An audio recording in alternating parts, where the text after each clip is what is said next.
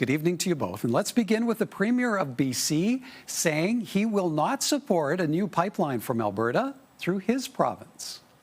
It's not my job to come in and tell Premier Smith that her vision for a North Coast pipeline is many, many years off, and there's no proponent at this point. My job is to ensure that British Columbians' interests are protected and promoted. And one of those ways that we're doing that is driving forward shovel-ready projects.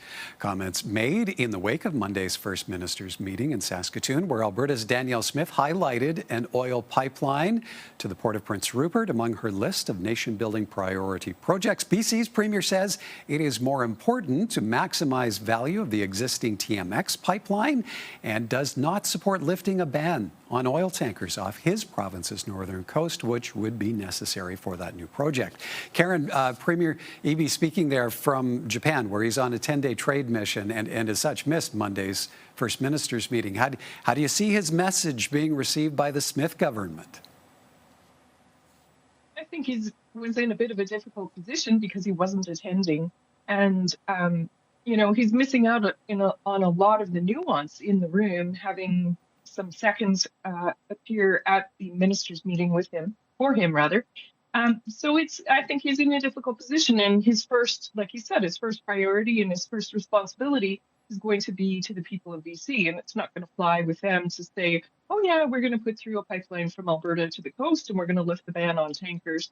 There's so much work that has to be done in order to be prepared to put a new pipeline in anywhere across the country. And that work that hasn't been done, nothing's in place to be able to do that at the moment. So he really needs to be more involved in that conversation.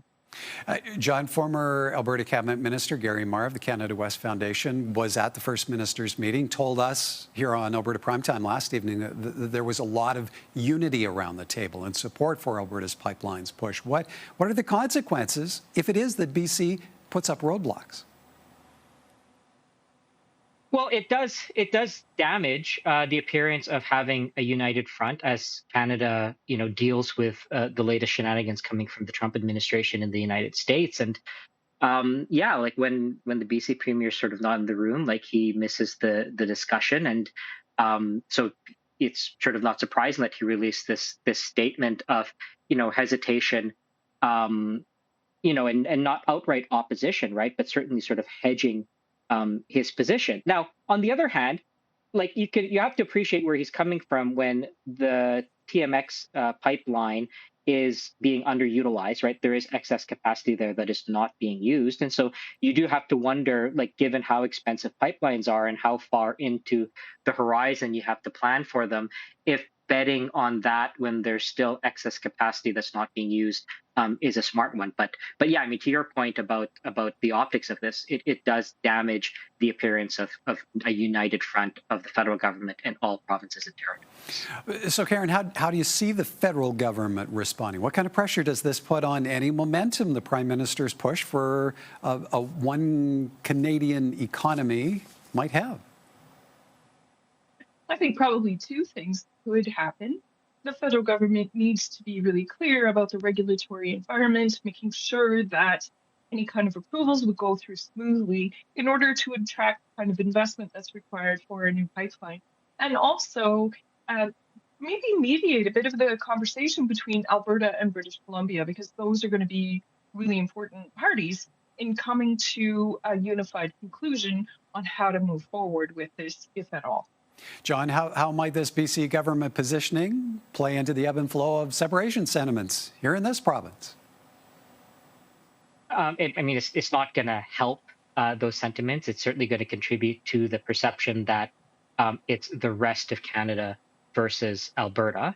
Though at the same time, this is opposition that's being thrown up by a province, and I think a lot of opponents of separation would remind the separatists that if Alberta is its own country, it's going to have to negotiate with a foreign government as opposed to another province, right? And that adds even more complexity to the already complex regulatory federal framework that we have. And so, it's not going to help.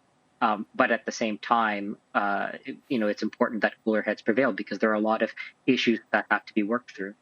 Yeah, it will certainly be interesting to see how conversations play out between Premier Smith and Premiers Eby moving forward. Okay, for us to move forward now, we'll move to the dialogue around a 4-month delay in delivery of interim and final reports from third-party investigations into allegations of high-level interference and conflict of interest involving AHS contracts. We heard from the Executive Director of Public Interest Alberta and his concerns off the top this evening. John, does a 4-month delay make that much of a difference in the dynamics playing out over the controversies involved? What do you make of the red flags being raised?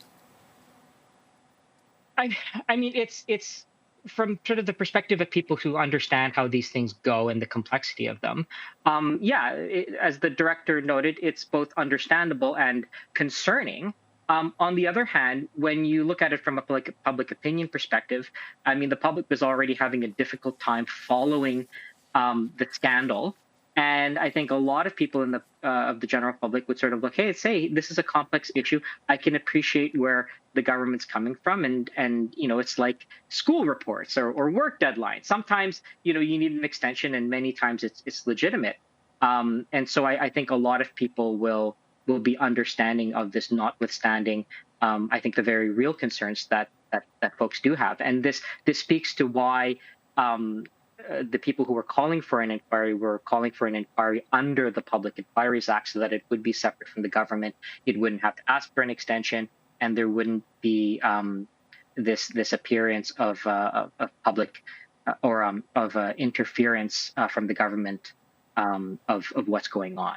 Karen, with this final report on the investigation now due just days ahead of the fall sitting and the arrival of some new faces in the legislature, potentially that of NDP leader Naheed Nenshi, how do you see this playing politically? What kind of life does it take on? Well, I think it's a lot like somebody who has a short attention span and isn't able to accomplish a task in a timely manner, waiting until the last minute to say, oh, I need some more time to be able to do this.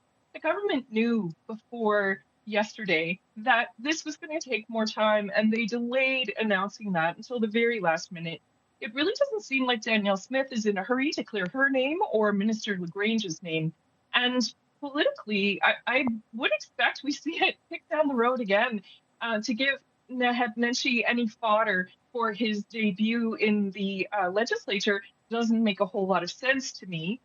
Obviously, they're weighing, balancing the difference between, do we do it now, rip off the Band-Aid now, and eat that problem in the by-elections, or do we wait until the fall and hopefully be able to use a different kind of narrative when we're talking about the leader of the opposition in the legislature?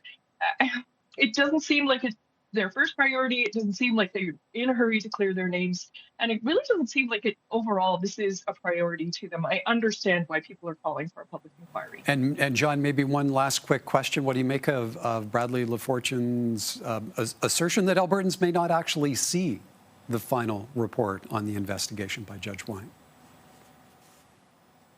I'm skeptical of that. Like, I mean, I appreciate why some people are so cynical in how they view this, right? But to not see any kind of a report, I mean, I think, if we're thinking about the things that could tank public opinion against the Smith government, I mean, I think that's one of those things. I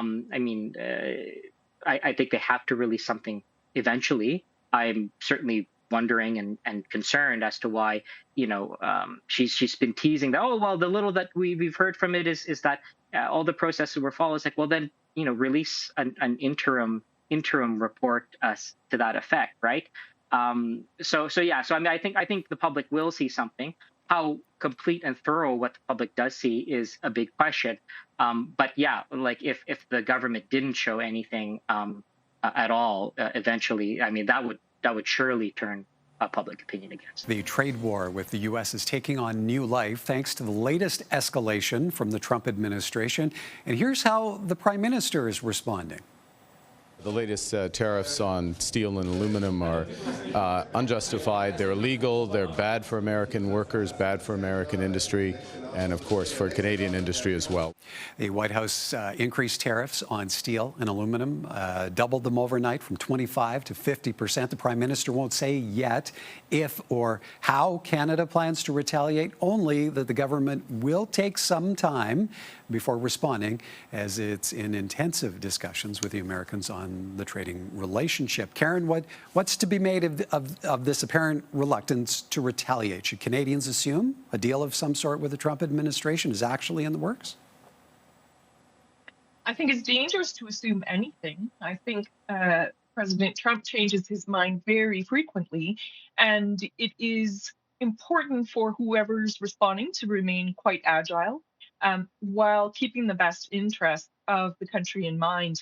The nature of Trump's tariff weapon, sword, in this trade war, he swings it around pretty randomly. I'm sure it makes sense to him on some level, but it's really difficult to be able to anticipate the moves, to understand what the end goal is, other than destabilizing the economy and creating bargains for very rich donors and friends.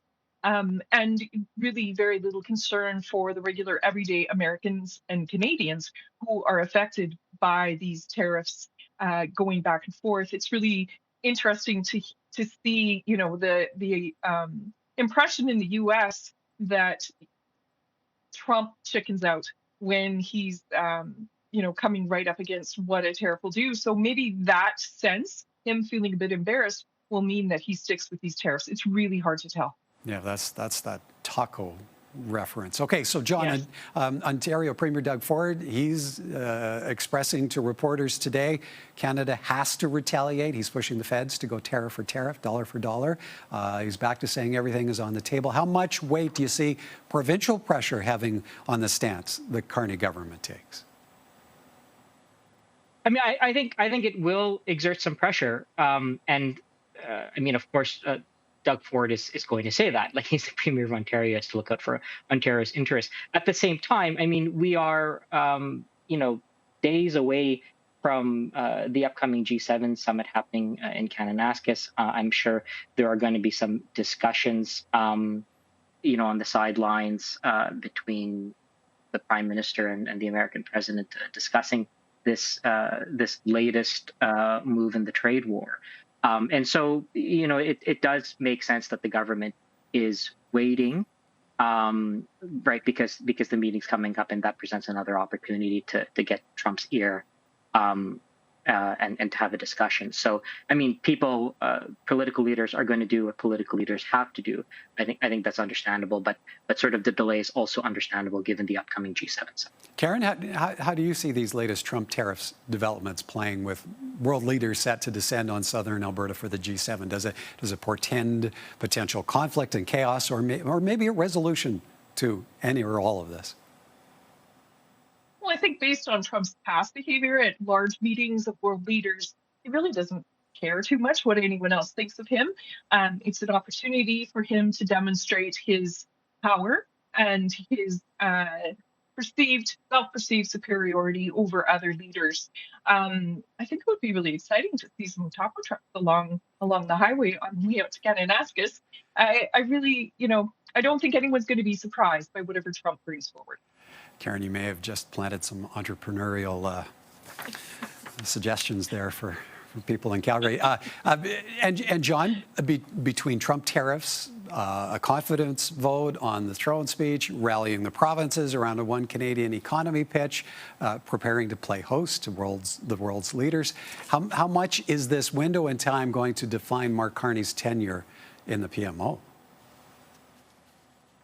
I think it's going to be huge, right? Like the first 100 days for any chief executive of a country is always incredibly important, right? That's the window in which they have the most agency to accomplish things, to push things through, where there's sort of most public, leniency, if not support, for their legislative agenda. And so, yeah, I mean, I think that's why Prime Minister Carney has indicated that, the first 100 days are going to be very, very busy. and they're going to be working in overdrive. So yeah, like lots of things for his government. Karen, what do you make of the weight resting on Mark Carney's shoulders right now? I think he's wearing it well so far. I don't see any cracks. I see that he's got the kind of control that he wants, and it's continuing to portray a sense of confidence, stability. These are all really important things right now when we came from, a federal government that had lost the ability to engender confidence in their moves, especially internationally. I think it's really refreshing to see that with Carney now, and I hope to see that continues. All right. Well, we'll have to leave it there. We're out of time. Good to see you both. Thank you kindly for this. Thank you. Thanks so much.